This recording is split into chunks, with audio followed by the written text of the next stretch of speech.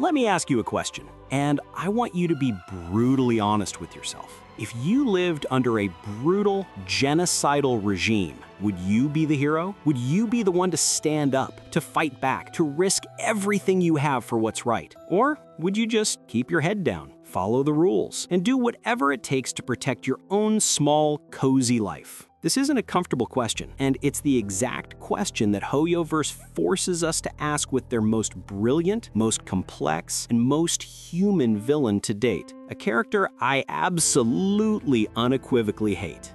I am, of course, talking about Rear, the Moon Hunter, the fifth sinner of Khaenri'ah. And I know, we're all probably sick of the hot takes, but I have to get this out because Rear is different. He is, without a doubt, the single most terrifying character Hoyoverse has ever written. And I don't mean terrifying in the way a cosmic horror is. I don't mean terrifying like a Fatui harbinger with a god-killing plan. I mean he's terrifying because he's real.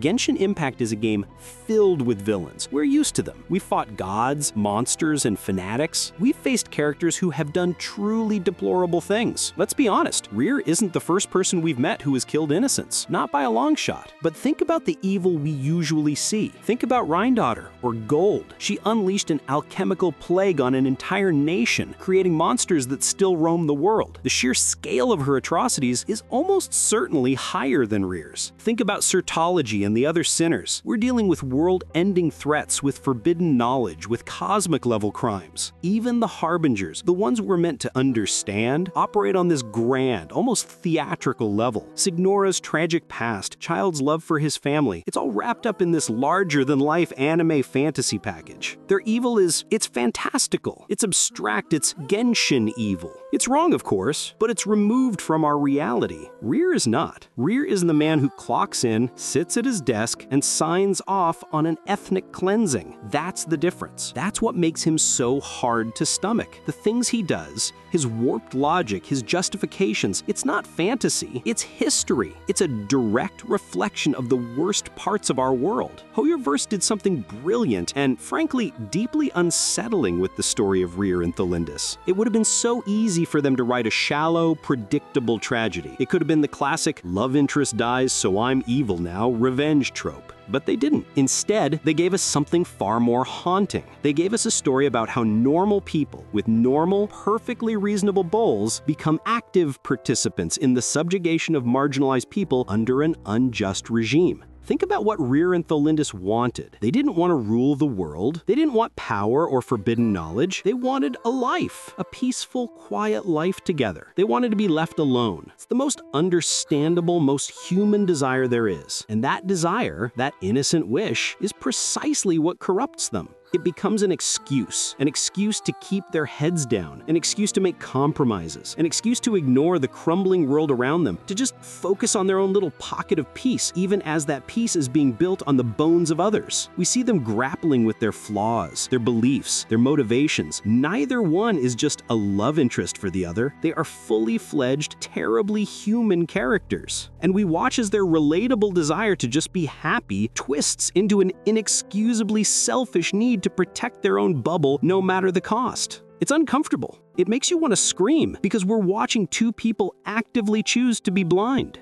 For me, the single most chilling part of this entire story wasn't a battle. It wasn't some grand evil monologue. It was the paperwork. It was watching Rear at his desk doing his job. When it starts, it's just bureaucratic language. You're clicking through, reading files. The charges are vague, clinical. Caught talking with Crimson Moon descendants. Suspected sedition, disloyalty to the king. It's all very procedural. But as you keep reading, a slow burn horror starts to creep in. The reasons for disposition get more and more flimsy. And then you start noticing the ages. Age 40, age 23, age 16. And you keep clicking. Age 13, age 6.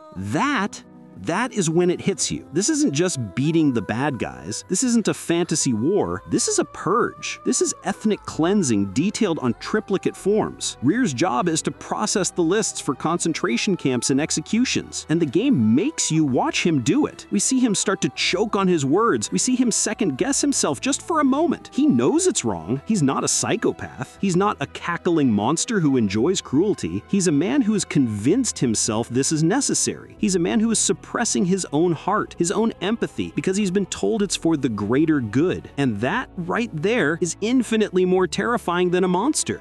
Genshin has always been bleak under its shiny exterior. We know this. From Venti wearing the face of his dead friend, to Diluc and Kaya's horrific grief-fueled fight, to the endless misery and child sacrifice in Inazuma. This game is dark, but it's always been Genshin dark. This was the first time it felt real-world dark. They didn't just imply it. They didn't use vague language. They straight up showed us a man sending children to their deaths. And he did it with a pen. When this quest dropped, the reactions were predictable. People immediately jumped to one of two conclusions. The first group called him Tyrant, the ultimate evil, the worst of the sinners, a monster without equal. The second group immediately started making excuses. His circumstances were tragic. He was brainwashed. He didn't know what he was doing. And the truth is, both of these takes completely miss the point. Rear is not Tyrant. No, King Ermin is the tyrant. King Ermin is the architect of the genocide. Rear, he's just one of the million people who walked behind the tyrant and made his regime possible. This is what's known as the banality of evil. It's a concept from the philosopher Anna Arendt, who studied the trial of Adolf Eichmann. What she found wasn't a diabolical, brilliant monster. She found a bureaucrat, a depressingly normal, average man whose entire defense was that he was just following orders. He was exceptional only in his thoroughness, his efficiency at managing the logistics of the Holocaust. That is Rear. He is the embodiment of how an evil regime functions. It's not just the madman at the top. It's the sum of all the followers. It's the people who just follow orders. It's the people who file the records, drive the trucks, haul the cargo, and sign the forms. It's the millions of just some guys who, through a combination of fear, indoctrination, and selfish desire, become cogs in the machine of genocide. Rear isn't the maniac, he's the cog, and that's the worst part. So how does a person become Rear? The story gives us the exact psychological blueprint. First, you have indoctrination. The text tells us he was raised in this position, an orphan, conditioned since childhood. Not much like the children in the House of the Hearth, he was trained to be loyal. He was taught that Crimson Moon descendants were the other, the enemy, the problem. His entire worldview was built by the regime. This is why his first instinct, when he sees Thalandis in a file, isn't to burn the whole system down. His first instinct is to try and get her a pardon. He tries to work within the system because the system is all he knows. He can't even visualize a life outside of it. Second, you have gradual desensitization. This is the Milgram experiment in action. Milgram's study found that ordinary people would inflict what they thought were lethal electric shocks on another person simply because an authority figure in a lab coat told them to. Rezier didn't start off by killing kids. The regime was smart. They didn't ask him to do the most revolting thing possible on day one. They started him small. They started with adults. They started with traitors and spies. Easy targets, easy to rationalize. With every form he signed, he became a little more numbed. With every enemy of the state he processed, the line he was willing to cross moved a little further. They slowly, methodically let him rationalize what he was doing, so that by the time the files for children landed on his desk, he was already so deep, so complicit, that turning back seemed impossible.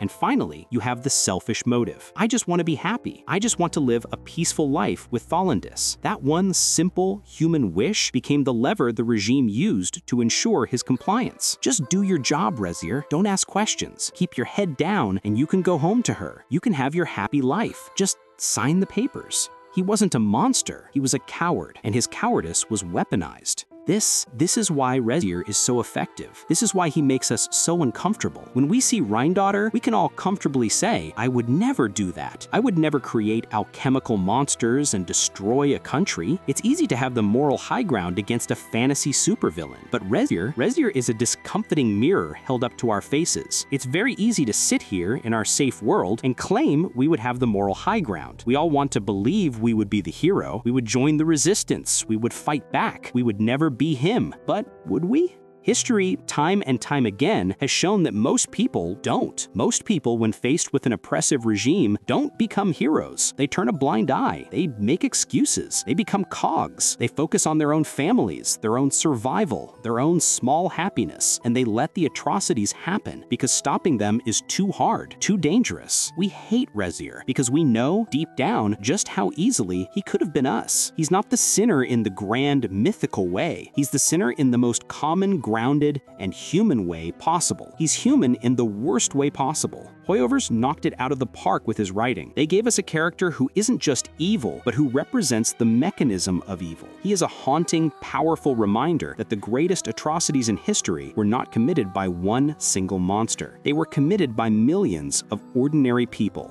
who were just doing their jobs. But what do you think? Is Rezier ultimately a tragic victim or an irredeemable monster? Can he be both? Let me know your full thoughts on this incredibly complex character down in the comments. And if you enjoy this kind of deep dive into the lore, be sure to hit that subscribe button and ring the bell so you don't miss the next one. Thanks so much for watching, and I'll see you in the next one.